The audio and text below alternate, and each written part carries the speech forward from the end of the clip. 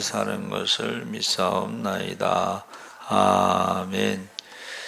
하나님 말씀은 베드로전서 4장 7절에서 11절까지 말씀을 교독하겠습니다. 신약성경 381쪽에 있습니다.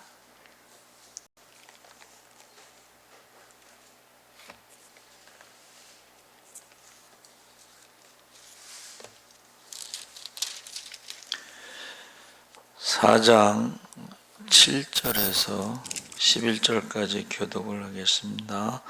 만물의 마지막이 가까이 왔으니 그러므로 너희는 정신을 차리고 근신하여 기도하라.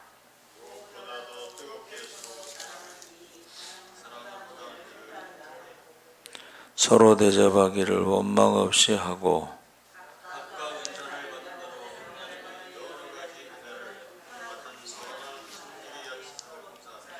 11절 함께 읽겠습니다. 만일 누가 말하려면 하나님의 말씀을 하는 것 같이 하고 누가 봉사하려면 하나님이 공급하시는 힘으로 하는 것 같이 하라. 이는 범사의 예수 그리스도로 말미암아 하나님이 영광을 받으시게 하려 함이니 그에게 영광과 권능이 세세에 무궁하도록 있느니라. 아멘. 할렐루야. 잘 오셨습니다. 오늘 말씀의 제목이 종말입니다.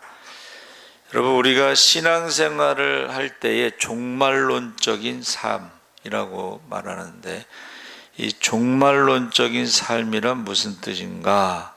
이 말은 말세가 되었으니까 모든 것을 다 팽개치고 교회당에 모여서 기도나 하고 성경이나 공부하자, 그런 뜻이 아니고, 종말론적인 삶이라는 것은 매 순간순간을 내 삶의 마지막 순간을 맞이하는 심정으로 책임있고 성실하게 살아가는 삶의 태도를 뜻하는 말입니다. 내일 일은 남 몰라요. 하루하루 살아요. 제가 이번에 병원에 갔다 와서 그냥 하루 사는 걸 감사하고 있어요. 그래서 그 뉴스에 보니까는 17층에서 어떻게 냉장고가 떨어졌는데 지나가는 게 아니고 그 버스를 기다리던 여대생인가 그 냉장고에 맞아서 죽었어요. 여러분, 항상 위를 보시기 바랍니다. 항상 위를. 우리 옛날 어른들은 항상 위를 보면서 살았어요. 왜 그런지 아시죠? 구름, 이상한 구름만 봐도 주님이 재림하시는가. 사실은 저도요, 하늘을 이제 새벽 기도나 이럴 때 하늘을 보면서 끝나고 가면서 그 하늘이 결국 창조하실 때의 그 하늘의 모습이잖아요. 그래서 그 하늘을 자주 봅니다. 그래서 우리 이제 큰 놈이 이제 그렇게 힘든가 봐 사는 게. 그래서 공중나는 새를 보라. 농사하지 않고 뭐 길쌈수고 안 해도. 그랬더니 아버지, 공중나는 새를 볼 틈이 없어요. 그러더라고요.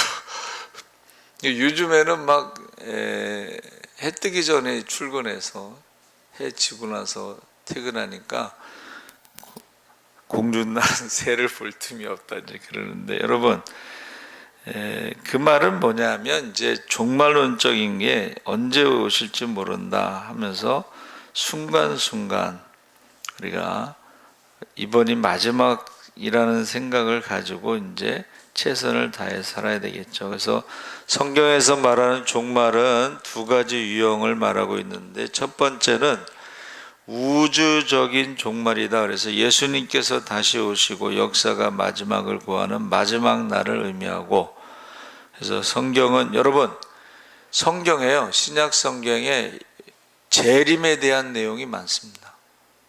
오히려 성경에 초림보다 재림에 대해서 더 많이 나옵니다. 제가 요새 계속 말씀드리는 게 뭐예요?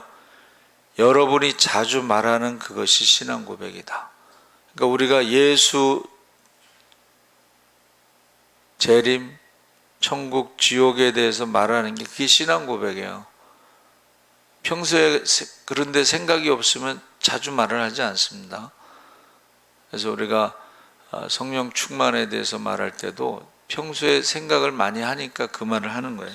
그래서 우주적인 종말이 있고, 그런데 성경은 그날과 그때는 아무도 모른다고 증언하고, 분명한 사실은 오늘 하루하루가 그 마지막 최후의 순간을 향하여 더 가까이 임박해 오고 있다.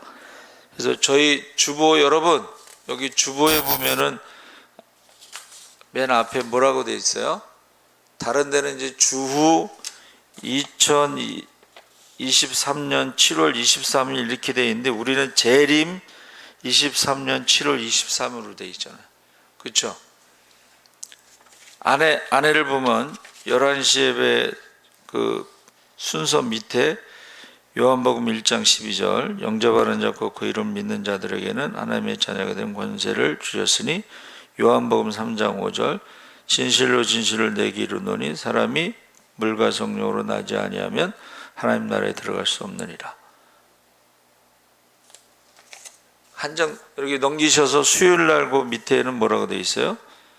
마태복음 24장 4절, 이러므로 너희도 준비하고 있으라. 생각하지 않을 때에 인자가 오리라. 에베소 5장 16절에 세월을 아끼라. 때가 악하니라.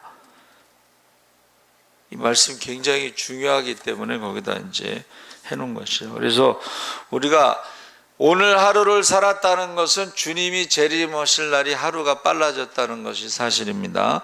두 번째는 개인적인 종말인데, 우주적 종말은 우리가 언제인지 모르지만 개인적인 종말은 사실은 태어난 날을 우리가 알 수 있죠. 그런데 죽는 날도 알지 못하죠. 근데 대부분은 돌아가시기 전에 대강 아시더라고.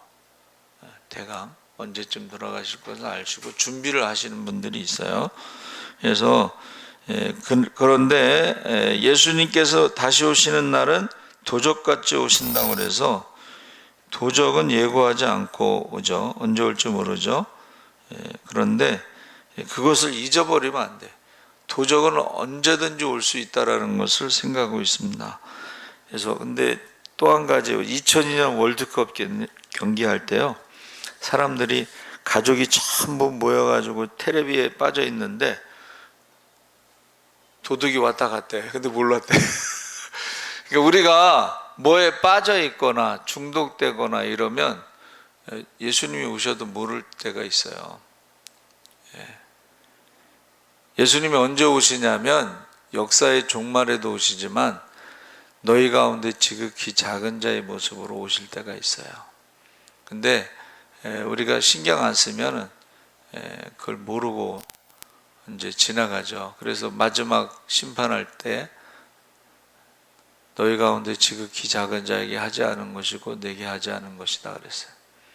그래서 우리가 종말론적인 삶이라는 것은 언제, 어디서, 어떻게 주님을 만날지 모른다. 할렐루야. 그래서 본문의 말씀에 만물의 마지막이 가까웠으니, 재림의 날을 지금 가르치는데, 역사 속에서 지금까지 일어난 모든 사건 가운데 가장 위대한 사건이 하나님이 육신을 입고 이 땅에 오신 예수 그리스도의 초림이다 그랬죠. 우리 믿는 사람들만 그런 게 아니고 유튜브에 어떤 사람이 올렸어요. 세상에서 가장 이해할 수 없는 사건이 뭐냐면, 예수님이 이 땅에 오셔서 3년 동안 하나님 나라를 전하고 가셨는데, 이 세상에 예수 믿는 사람이 거기에는 이제 뭐 8억이다 뭐 그러는데, 그건 기독교 숫자만 말하는 것 같고, 천주교까지 합치면은 한 20억 정도 되는 것으로 말을 하죠. 그러니까 이게 그 사람이 볼 때는, 아니 예수라는 사람이 이 세상에 오셨는데 30살의 공생애에서 3년 동안 딱 활동했죠. 3년 동안.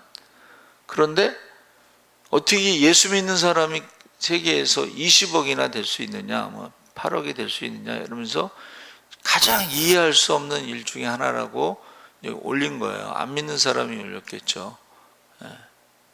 그러니까 세상 사람들도 예수님에 대해서 아주 세상에서 가장 이해할 수 없는 일이다, 뭐 그렇게 표현하고 있습니다. 그래서 역사 속에서 일어난 모든 사건 가운데 가장 위대한 사건은 이제 앞으로 초림이 아니고 재림이 되겠죠.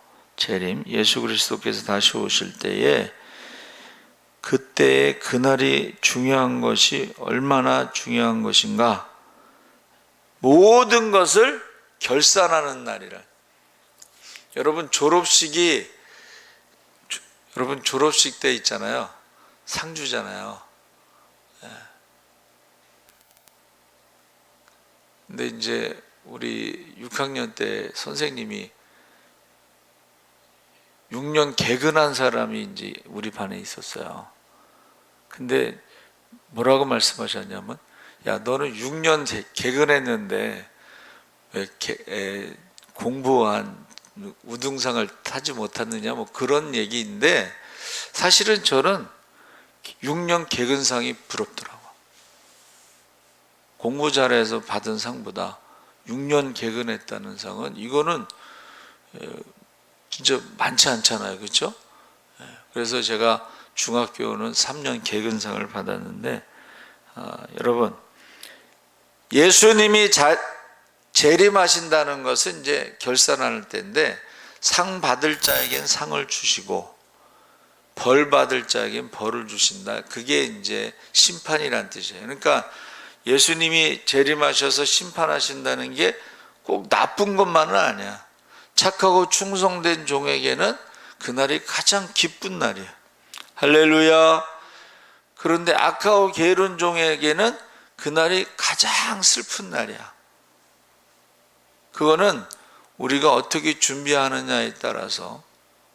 그래서 심판의 기준을 말씀하셨는데, 하나는 말하는 것을 가지고, 여러분 우리가 입술로 범죄하지 말아야 돼.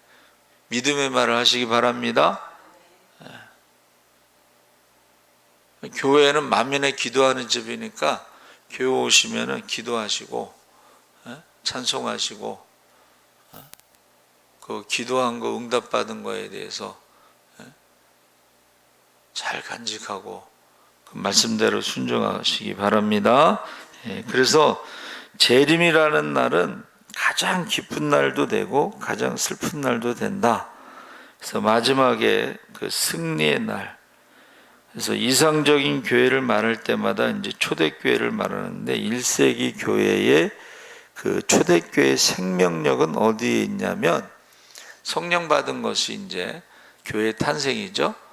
근데 성령 받은 다음에 어떻게 해서 그들이 그렇게 열심을 냈는가?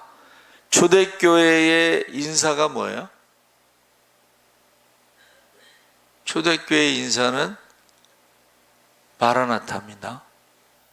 원래 유대인들의 인사는 샬롬이고 초대교회 인사는 마라나타. 마라나타는 무슨 뜻이에요? 주께서 곧 다시 오십니다. 주님이 다시 오십니다. 근데 곧 오신다고 생각을 한 거예요. 사실은 초대교회 교인들은 이제 핍박도 있고 박해도 있고 막 순교도 있고 막 그랬어도 주님이 곧 오신다, 금방 오신다, 이게 인사예요. 마라나타. 한번 인사 좀 한번 해보세요. 옆 사람한테 마라나타. 근데 안 믿는 사람도 있는 것 같아요. 왜 인사를 안 한 사람이 있지? 여러분, 마라나타를 믿으시기 바랍니다. 그러면 그날에 어떻게 해요? 상 받는 사람은 기뻐 뛰며 주님을 찬양하는 것이고, 상 받지 못하는 자는 슬피 울며 이를 가며 쫓겨남이 있다는 거잖아요. 그래서 초대교회에서 이 살아있는 그 생명력은 어디서 있느냐? 바로 마라나타의 신앙에서 온다. 그러면 주님이 언제 오실지는 모르기 때문에 항상 마지막에 긴장감 속에 우리가 신앙생활을 하게 되고, 그래서 기독교 역사에 부흥의 시대가 있었어요. 그때마다 항상 재림에 대한 신앙, 주님이 언제 오시는가, 오늘 오실지도 모른다는 그 재림에 대한 신앙이 막 살아날 때에 그때 부흥의 역사가 나타나는 거죠. 주님이 금방 오시면은 어떻게 해야 돼요? 오늘 한 사람이라도 더 전도해야지, 한 사람이라도 더 구원받아야지. 그래서 주님이 재림하신다는 신앙. 그래서 사실은 여러분, 창세기 3장 15절에 여자의 후손이 뱀의 후손의 머리를 밟는다, 메시아가 온다는 것이 몇 년 만에 오셨어요? 네? 창세기서부터 이제 기록하면은 이게 창세기를 언제로 계산하느냐. 근데 이제 우리가 그냥 쉽게 말하면 모세가 모세오경을 썼을 때를 주전 1400년이라고 보면 그거보다는 더 일찍이잖아요. 그렇죠? 아담이 그보다는 더 먼저잖아요. 그러니까 우리가 아브라함의 그 나이서부터 계산해서 역으로 가면은 이제 아담서부터 나이가 대강 나와요, 사실은. 그런데 정확한 건 아니겠지만, 그러면은 그냥 인류의 역사, 기록된 역사가 뭐 한 3,000년 전, 그리고 기록되기 전이 뭐 한 3,000년에서 6,000년이라고 했을 때 6,000년 동안 메시아, 하나님의 아들이 온다고 했는데 6,000년 뒤에 오신 거야. 자, 그 전에 여러분, 제가 새벽에 말씀드렸나? 무드셀라 얘기했죠. 무드셀라가 죽을 때에 심판이 있다. 무드라는 것은 죽음이라는 뜻입니다. 그리고 셀라는 보내다 이런 뜻이에요. 심판을 보낸다. 무드셀라가 몇 살까지 살았어요? 네, 어떻게 그렇게 잘하셔요? 969세면 1000년 가까이 심판이 온다, 심판이 있다.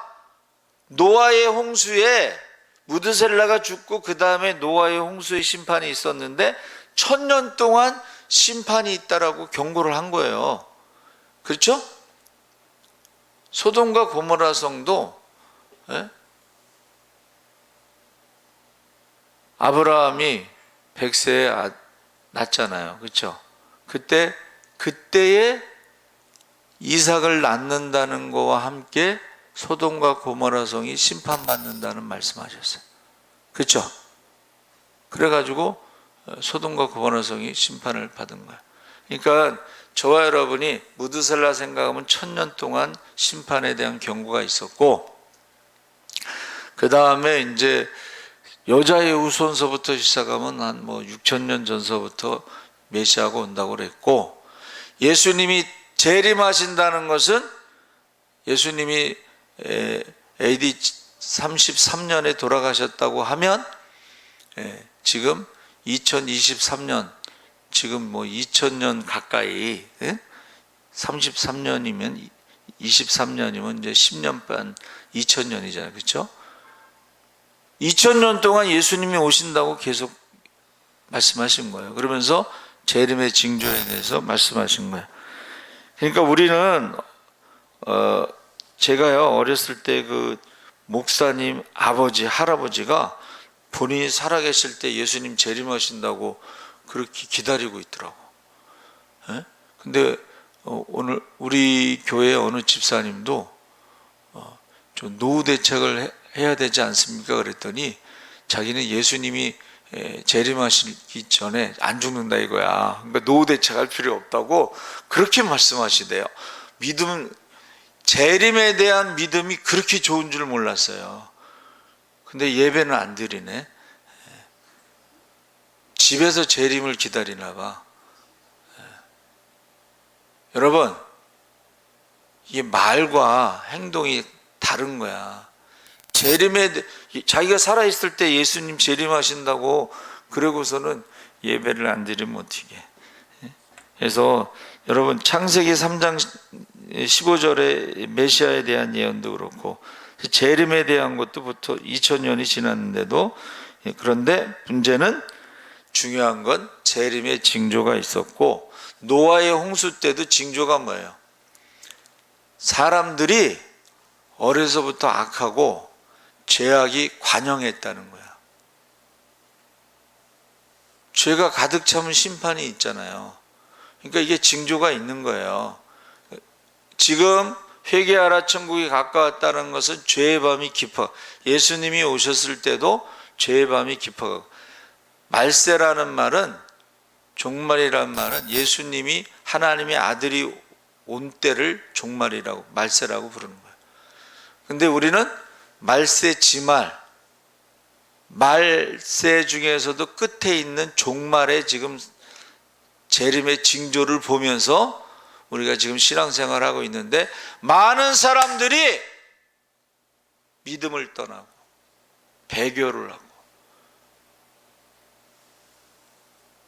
지금 우리가 재림의 징조를 눈으로 보면서, 그렇게 신앙 좋았던 사람들이 코로나 때문에 교회 안 다니고 예배 안 드리고, 그래서 제가 가만히 생각을 해봤어요. 결국은 주님 오실 날이 가까우고 오셨을 때는 어떻게 하려고 그러나, 저는 사실은 그 생각을 많이 해요. 저렇게 신앙생활 안 하다가 예배 안 드리다가 주님 오시면 어떻게 할래나, 그 생각 많이 합니다. 제가 전도하다가 이제 아이들을 안 보내는 사람들이 있어요. 막 화내는 사람이 있어요.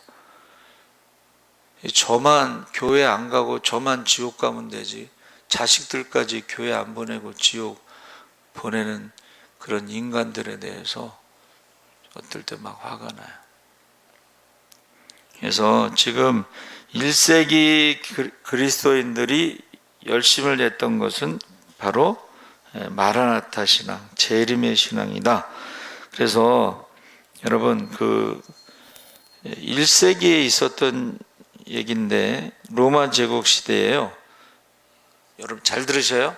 1세기 초대교회 그때에 로마 제국의 베스비우스라는 산 허리에 약 2,000명 정도의 사람들이 사는 마을이 있었어요. 그게 주 63년이야. 그러니까 예루살렘이 70년에 무너지기 전인데, 이 마을에 어느 날 갑자기 덥수룩한 한 노인이 등장해서, 자칭 예언자인데, 그 베스비우스 산허리에 있는 마을이 술과 성적으로 부도덕한 죄악에 빠져 있었던 마을인데, 거기 돌아다니면서 저 화산, 베스비우스 그 산 화산이 폭발할 것입니다. 살 길은 두 가지가 있는데, 하나는 당신들이 하나님께 회개하고 새로운 삶을 사는 것이고, 또 하나는 이사를 가는 것입니다.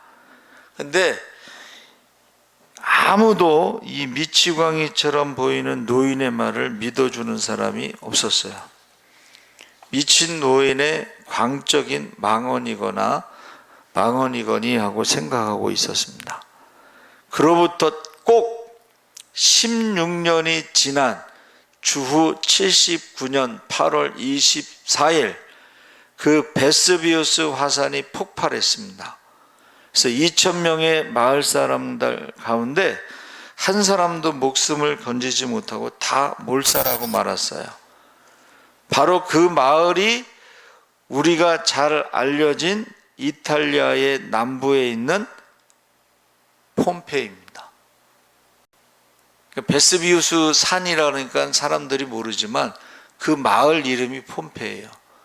폼페이 화산이 16년 뒤에 폭발했는데 2,000명이 다 죽었어요. 2,000명이. 그래서 어떤 사람이요, 그 폼페이 이제 화산으로 덮였잖아요.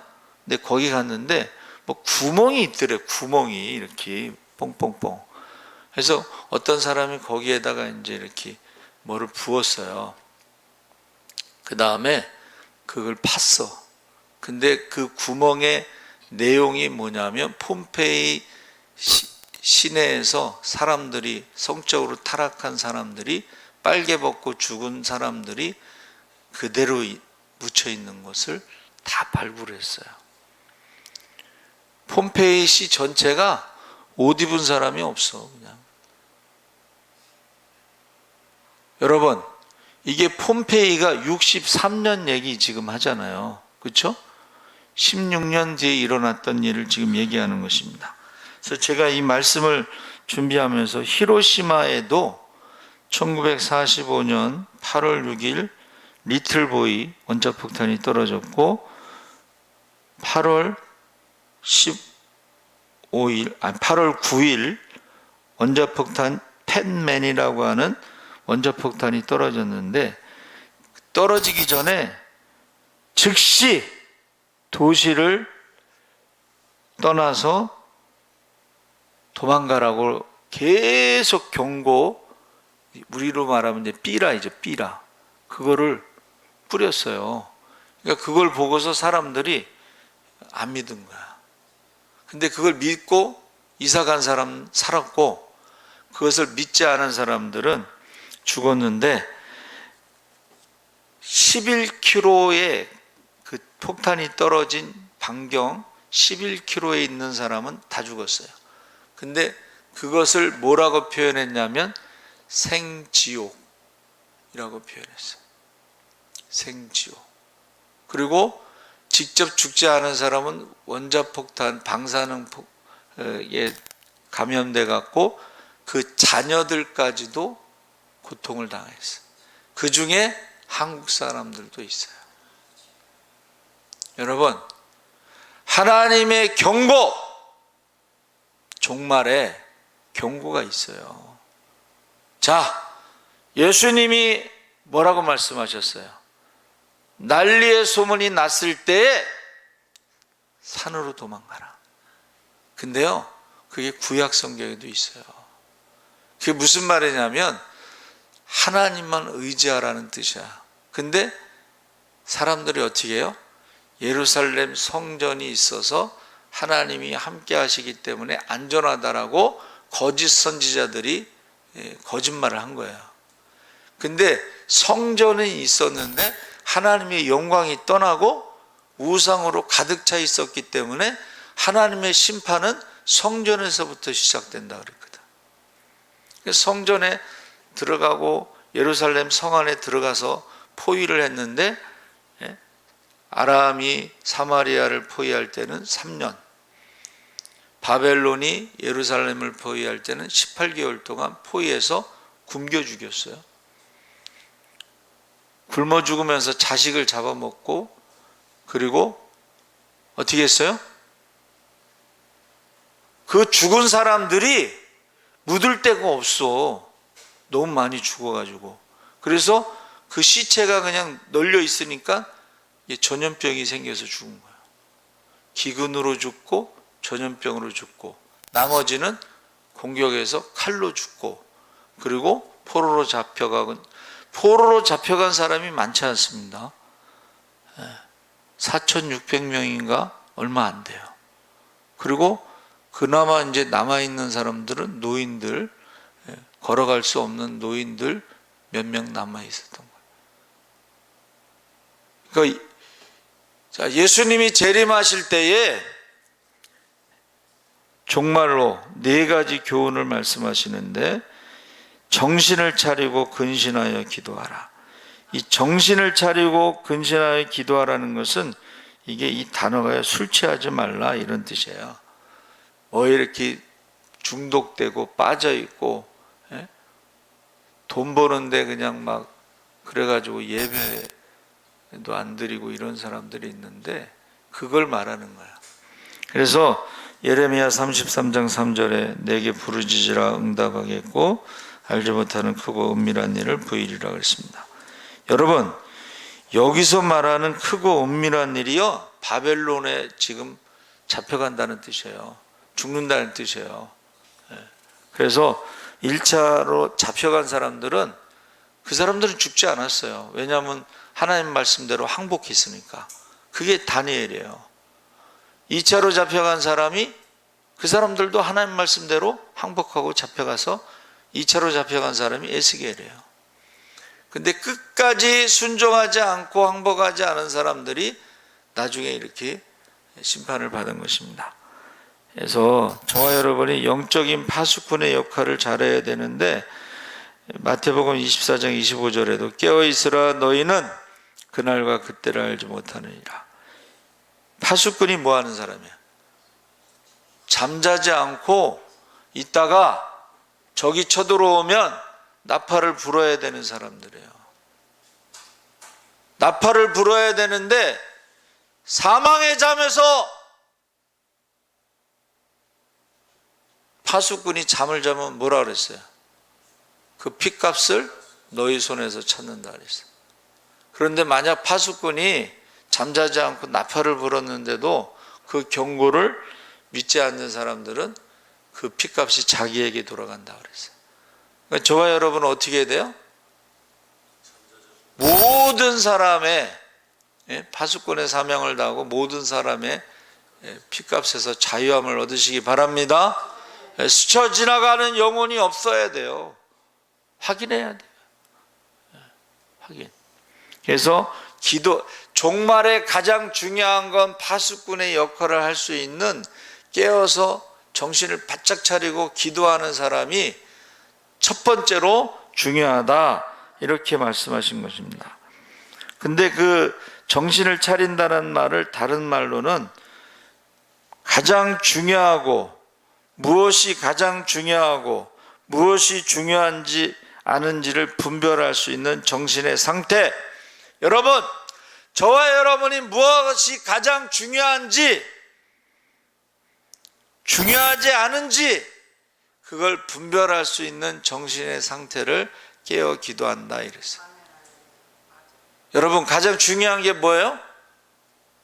영혼 구원이지. 영혼 구원이 가장 중요하죠. 그런데 우선순위에서 우리가 항상 예배가 우선순위가 아니고, 전도가 우선순위가 아니고, 세상에 뭐 돈 버는 거, 부자 되는 거, 뭐 세상적인 것이 항상 우선순위가 돼서 하나님은 항상 우선순위에서 밀려나 있어요. 그래서 할 일도 많지만 가장 중요한 것이 무엇인지가 중요한 것입니다. 여러분, 이태원 할로윈 축제 때 사고를 벌써 사고 나게끔 돼 있잖아. 그 좁은 공간에 막 사람들이, 누가 봐도 그건 사고 난다고 생각하고 있는데, 지금 사람들이요, 사고에 대해서 불감증이 있어. 아니, 이제 우리 김영삼 대통령 시절에 육해공에 다 사고가 났을 때 그 유람선 탔잖아요. 정원이 100명인데 300명이 탔어요. 그러면 구명보트가 거기 있어야 돼요. 100개가 100명 타고. 근데 구명보트도 없고, 여기 그 튜브 같은 것도 없고, 300명이 탔는데 거기에 불이 나서 다 죽었어. 그거는 사고가, 누가 봐도 사고나, 그거는. 예? 근데 그 대구 지하철 사고도 보세요. 아니, 빨리 문을 열고 나가야지 왜 거기 앉아있다 죽어. 예? 여러분, 세월호도 마찬가지. 세월호도 밤에 세월호만 떠났잖아. 왜 세월호만 떠나? 안개 낀 밤에 남들은 안 갔는데. 그리고 배도 엉터리 배잖아. 예? 그 사고가 이미 예견된 거예요. 근데 우리가 불감증이 있다는 거야. 예수님이 오실 날이 지금 가까웠다는 것은 안 믿는 사람들이 얘기하는 거예요. 지금 안 믿는 사람들이 지구온난화로 인해서 해수면이 올라가면 농사짓는 땅이 없어지면서 식량 문제가 생기고 전쟁이 일어나고, 여러분 지금 인도네시아인가? 그 수도가 자카르타. 근데 해수면이 올라가서 수도를 옮겨야 된대.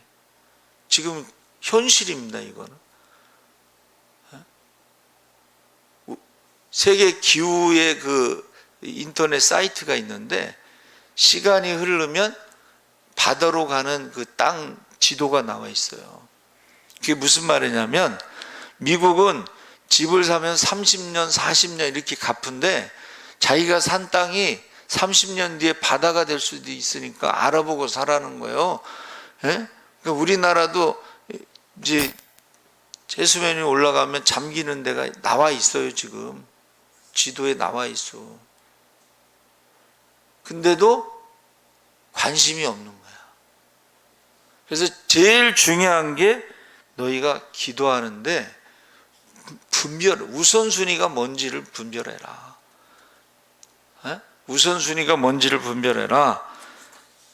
그래서 야고보서 1장에 후히 주시고 꾸짖지 아니하시는 하나님 앞에 지혜를 구하라. 그 지혜가 뭐냐면 바로 시대를 분별하는 거예요. 시대를 분별하는 거예요. 한국 교회가 이렇게 무너질 거를 벌써 예언을 했어요. 옛날에. 왜? 아니 전도는 안 하고 교회만 크게 짓고 남의 신자 뺏어오고 그게 망할 징조라는 거예요. 여러분, 저와 여러분이요, 에베소서 5장 15절 18절에 그런즉 너희가 어떻게 행할지를 자세히 주의하여 지혜 없는 자 같이 하지 말고 오직 지혜 있는 자 같이 하여 세월을 아끼라. 때가 악하니라. 그러므로 어리석은 자가 되지 말고 오직 주의 뜻이 무엇인가 이해하라. 술 취하지 말라. 이는 방탕한 것이니 오직 성령으로 충만함을 받으라. 기도할 때요, 성령께서 지혜를 주신다는 거예요. 피할 길을 열어주신다 그랬어요. 한 길로 왔다 7길로 도망가. 그래서 어느 사람이 그 유튜브에 올렸어요. 어떤 미국의 경찰관 밤에 근무하는데 예수님이 나타나셔서 불렀어. 빨리 와, 이쪽으로 와. 이름을 부르면서 예수님. 그러니까 이 사람이 신앙이 좋으니까 예수님의 음성을 듣고 예수님이 부르는 쪽으로 갔어요. 조금 있다 폭발했잖아. 그 자리가. 만약에 그 사람이 예수님 부르는 대로 안 갔잖아요. 예수님이 안 부르시고 그쪽으로 안 갔잖아요. 그럼 폭발해서 죽었어요. 그걸 찍어가지고 이제 CCTV 같은 게 있어가지고 그게 찍혔어. 그거를 올린 거야. 여러분, 지금 마지막 때에 제일 중요한 게 뭐예요? 기도를 하는데 파수꾼의 사명을 가지고 분별하라는 거야. 우선순위가 뭔지, 우선순위가 뭔지 분별하는. 두 번째는 서로 사랑하라. 8절에 무엇보다도 뜨겁게 서로 사랑할지니 사랑은 허다한 죄를 덮느니라. 성경의 마지막 때를 살아가는 사람의 삶의 자세에서 가장 중요한 것이 아까 말씀드린 우선순위에 사랑이 포함된 첫 번째가 사랑. 그것은 뭐냐면 허물을 덮으라는 거예요. 사랑이 없으면 모든 것이 다 있어도 주님이 함께 하시지 않는 거예요. 사랑이 없으면 고린도전서 13장에 12장에 은사장에 나오죠. 막 별 은사 아주 막 끝내주는 은사들이 많아서 막 서로 싸우잖아.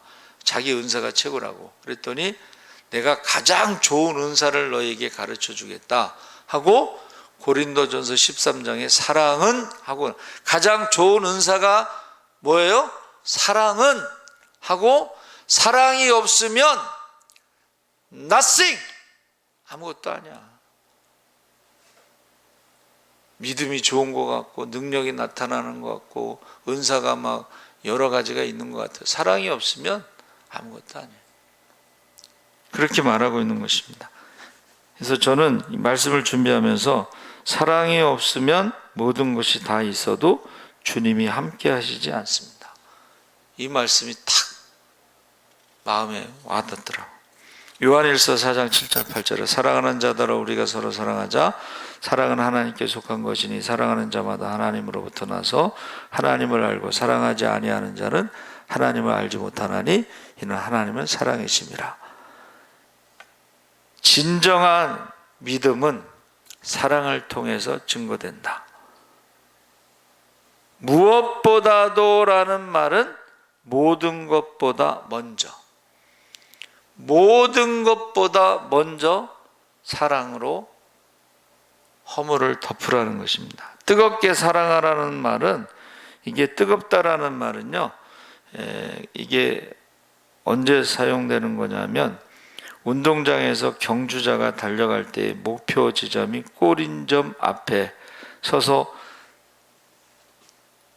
이제 뭐 100m 같은 경우는 잘 모르겠는데, 여러분 마라톤 딱 첫 번째로 들어오는 사람이 마지막에 골인 지점에 어떻게 해요?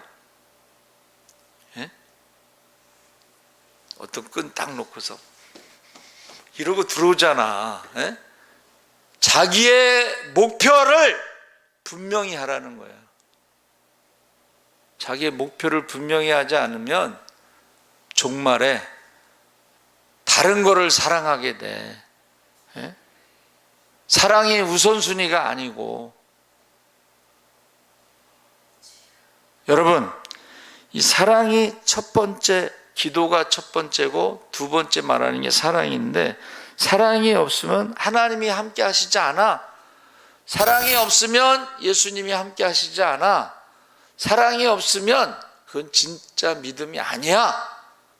말과 혀로만 사랑하는 것이 아니고 행과 진실함으로 사랑하라 했습니다. 그래서 구약의 최대의 계명이 뭐예요? 마음을 다하고 힘을 다하고 뜻을 다하여 주 너희 하나님을 사랑하고 내 이웃을 내 몸과 같이 사랑하라.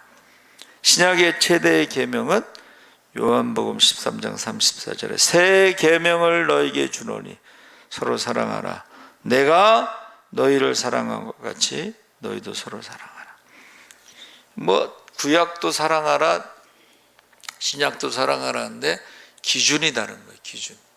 신약의 사랑은 내가 너희를 사랑한 것 같이, 내가 죄인들을 위해서 대신 십자가에서 죽은 것 같이 그렇게 사랑하라는 거죠. 구약의 하나님을 사랑하는 건 뭐예요? 말씀에 순종하는 것이고, 이웃을 내 몸과 같이 사랑하라는 구약에 나옵니다. 내 몸과 같이 사랑하라는 것은 너를 낳아준 부모처럼 섬기고 내가 낳은 자녀처럼 돌보라는 거예요. 우리 어머니 돌아가셨는데요. 그러면 제가 뭐라 그랬어요? 유교에서는 20세 이상이면 부모의 예를 갖추라 그랬어요. 그러니까 부모님이 안 계셔도 20세 이상 되시는 어른들한테는 부모님처럼 섬기고, 또 자기가 낳은 자녀처럼 그 돌보고, 고아원 아이들 있잖아요.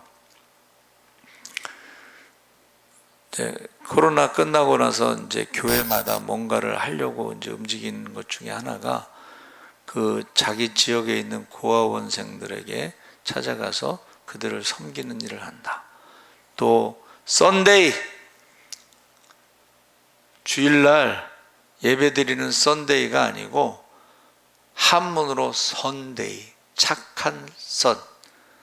그러니까 주일날 이웃들을 초청해서 그들을 선하게 섬기는 거예요. 원래 우리 절기 때는, 구약의 절기 때는 이웃들을 초청하잖아요. 그래서 그들을 섬기잖아요. 모든 절기에는 가난한 사람들을 섬깁니다. 할렐루야. 구약에 있었던 거를 지금 교회에서 선데이, 우리가 주일날을 선한 일을 하는, 이웃을 섬기는 선한 날을 하는 그런 날로, 예배만 드리는 게 아니고 그렇게 하자, 그런 운동이 벌어지고 있습니다. 그래서 무엇보다도 우선순위, 뜨겁게 서로 사랑할지 목표 정확하게 가지고 있어야 된다. 그리고 허다한 죄를 덮느니라 그랬어요. 그래서 종말에는 하나님을 사랑했느냐, 이웃을 사랑했느냐, 말씀에 순종했느냐, 이웃을 말과 혀로만 사랑하지 않고 행과 진실함으로 구제했느냐, 너희 가운데 지극히 작은 자에게 한 것이고 나에게 한 것이다. 그것을 기준으로 한다는 것이죠. 세 번째는 9절에 서로 대접하기를 원망 없이 하고, 산상수훈에 나오는 이 말씀을 마태복음 7장 12절에 무엇이든지 남에게 대접을 받고자 하는 대로 너희도 남을 대접하라. 이것이 율법이요 선지자니라. 율법이요 선지자라는 말은 이게 구약 성경 전체가 남에게 대접받고 싶은 대로 대접하라는 것이에요. 이거를 세상 사람들은 황금률이라고 부르는 거예요. 골든 룰. 최고의 어떤 룰이라는 거, 황금률. 대접받고 싶은 대로 대접하라. 여러분은 어떤 대접을 받고 싶으세요? 예? 그 자기가 원하는 대로, 그러니까 우리나라 말에는 입장을 바꿔놓고 생각하자. 그렇죠? 입장을 바꿔놓고. 제가 부목사로 있을 때 목사님이 질문을 갑자기, 이제 목사님들도 실수할 때가 있잖아요. 그렇죠? 잘못할 때가 있고. 그런데 갑자기 물어보시는 거야. 정 목사는 어떻게 생각해? 이때 말 잘해야 돼요. 그렇죠? 거기서 말 잘못하면 큰일 나지. 그래서 제가 하나님 지혜를 주시나 봐.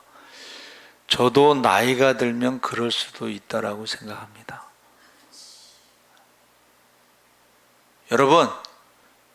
여러분도 나이가 들면 그럴 수 있다라고 생각해야지, 연세 드신 분들 그냥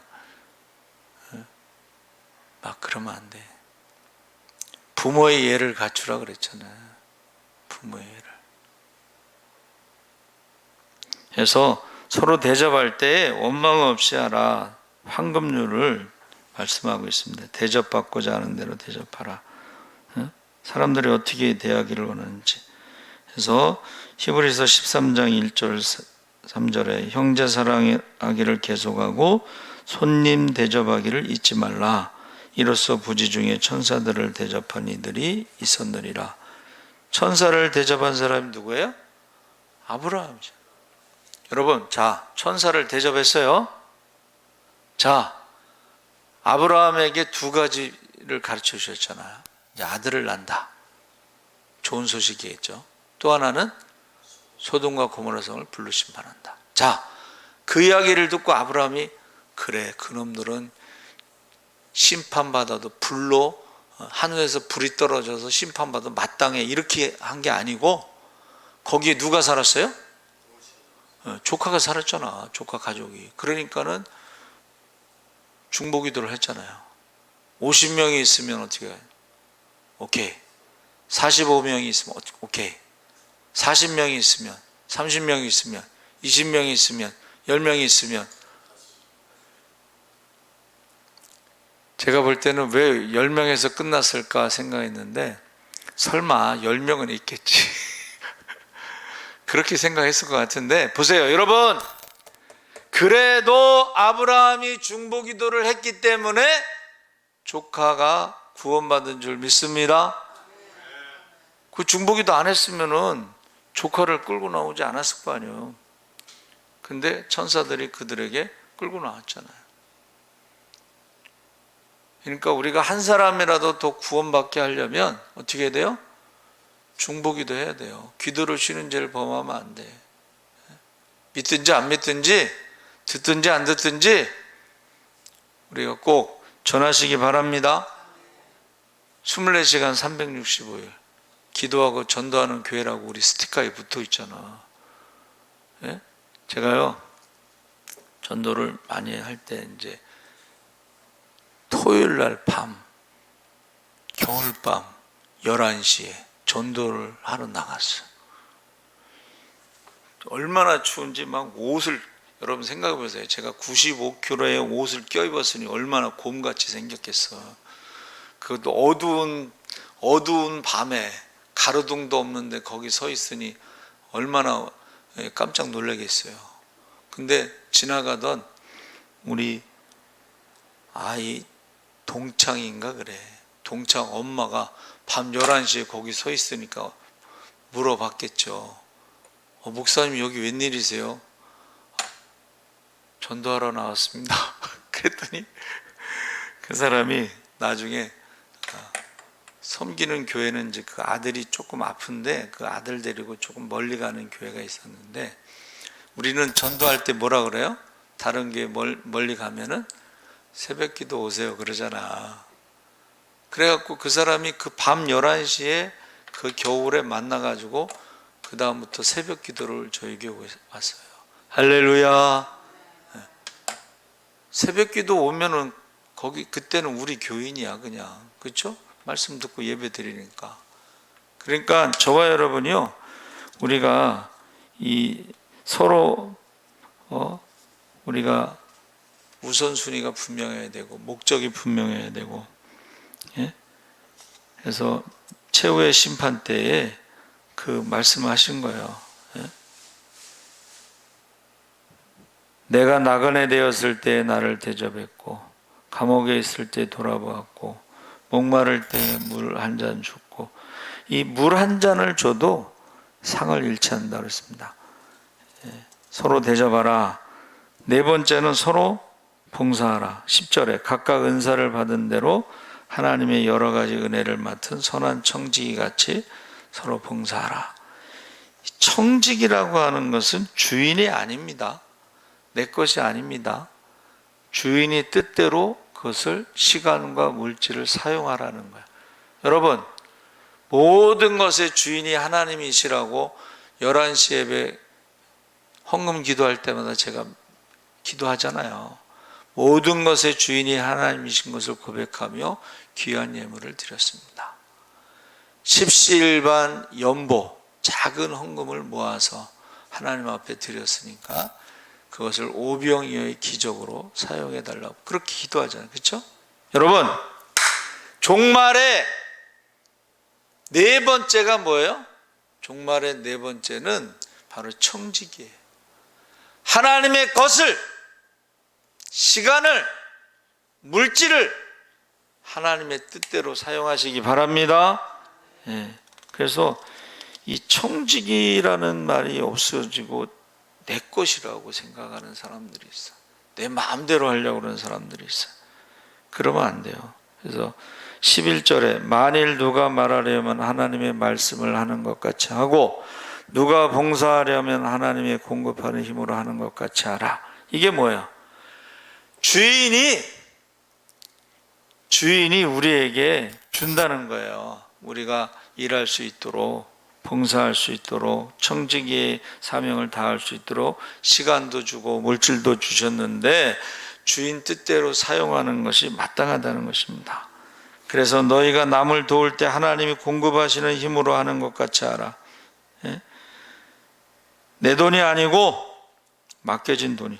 그러니까 우리가 누구를 도와줄 때도 가서 사진 찍지 말고 자기가 주는 것처럼 사진 찍는 사람들이 있는데, 반드시 이거는 내 돈이 아니고 하나님이 나에게 맡기신 돈인데 제가 전달만 하는 것입니다. 할렐루야. 우리가 저 터키 지진 때 모금했잖아요. 헌금했잖아요. 그거 내가 한 거 아니잖아. 그렇죠? 그거는 우리 성도들이 모아서 전달만 한 거예요. 제가. 그게 청지기예요. 그렇죠? 이번에도 수해 때문에 모금하자고 이제 문자가 왔는데, 우리 교인들도 다 어려우니까 뭐 큰 돈을 뭐 하라는 게 아니고 십시일반 10,000원짜리 한 장이라도 아니면 1,000원짜리 한 장이라도 우리가 모아서 그걸 주면은 전달하면 되는 거예요. 그러면은 우리만 모으는 게 아니니까 한국교회가 다 모은다고 생각해 보세요. 그러면 도움이 되겠죠. 그래서 우리가 네 가지 종말에 대해서 첫째가 가장 중요한 게 기도로 깨어 있어야 돼. 파수꾼의 사명을 다해야 돼. 깨어 있고 분별해야 돼. 지금 때가 어느 때니? 여러분, 지금 때가 어느 때예요? 악한 마귀가 우는 사자같이 두루 돌아다니면서 할 수만 있으면 믿는 자들도 삼키려고 하는 때, 그 때를 지금 우리가 알아야 되지. 근데 사망의 잠에서 그냥 깨어나지 못하고 잠만 자고 기도하지 않고, 여러분 가족 구원을 위해서 기도하시기 바랍니다. 혈통의 자녀와 믿음의 자녀를 위해서 기도하시기 바랍니다. 목사님이 기도한다고 생각하는데 여러분 목사님이 기도를 다 어떻게 하겠어요? 그렇죠? 저 요새 몸도 안 좋아가지고 기도도 오래 못하고 많이도 못해. 그냥 새벽 기도 나오는 사람만 기도해야지 안 나오는 사람까지 어떻게 기도하겠어. 오늘은 이제 심야 기도 나온 사람만 기도하는 거지 안 나오는 사람까지 어떻게 기도하겠어. 자기 자식을 위해서 자기가 기도해야지 남이 기도하기를 속는 거죠. 그래서 기도로 깨어 있어야 돼. 그리고 사랑으로, 우리가 하나님 사랑, 이웃 사랑이 없으면은 주님이 함께 하시지 않아. 사랑이 없으면 낫승이야. 아무것도 아니야. 믿음도 가짜야. 그거는 봉사도 가짜고 헌신도 가짜고, 사랑이 없으면 가짜예요. 그건. 그리고 대접할 때에 부지 중에 천사를 대접해서 조카가 구원받았잖아요. 그러니까 우리는 똑같이 부지 중에 너희 중에 지극히 작은 자로 오신 예수님을 섬길 수가 있잖아요. 그러니까 대접하기를 주님처럼 하고, 네 번째가 뭐라 그랬어요? 청지기. 내 것도 아닌데 내 것처럼 자기 마음대로 시간 쓰고, 내 것도 아닌데 내 마음대로 돈 쓰고. 그래서 외국 사람들은 부자가 돼도 자기 마음대로 돈 쓰지 않습니다. 자기는 보세요. 그 어마어마한 돈을 기부한 사람들 보세요. 청바지 입고 다녀요. 청바지. 티 입고 다니고, 시계도 아주 고물 시계를 차고 다니고, 자동차도 아주 언제 쓸지 모르는 그런 차를 타고 다니는 사람도 있고, 아예 자동차가 없이 그냥 전철 타고 다니는 사람도 있고 그래. 어마어마한 부자인데 자기를 위해서는 돈을 안 쓰는 거야. 그게 청직입니다. 시간도 마찬가지. 시간도 그렇고 물질도 그렇고. 마지막 때 종말에 저와 여러분이 청지기의 사명을 다하시기 바랍니다. 그래서 주님 오시면은 착하고 충성된 종이라고 그랬죠. 착하고 충성된 종. 우리 10시까지 기도하고 차량 나갑니다. 우리 주여 3번 부르짖고 기도하겠습니다. 주여, 주여, 주여. 할렐루야. 살아계신 하나님 아버지 하나님께서 함께 하시옵소서. 정말 주님이 오실 날이 가깝습니다. 말세 지말에 우리가 살아가고 있습니다. 언제 어디서 어떻게 주님 만날지 모릅니다. 우리가 깨어 기도하게 하시옵소서. 깨어 기도하게 하시옵소서. 파수꾼의 사명을 다하게 하시옵소서. 아버지 하나님, 우리가 깨어 기도하지 않으면 아버지 하나님이여 우리가 그 핏값을 우리 손에서 찾는다고 그랬습니다. 우리가 경고의 난파를 불게 하여 주시옵소서. 아버지 하나님, 시대를 분별하게 하여 주시옵소서. 재림의 징조를 보게 하시옵소서. 난리의 소문이 전쟁의 소문이 끊이지 않고 저처의 기근과 지진과 전염병으로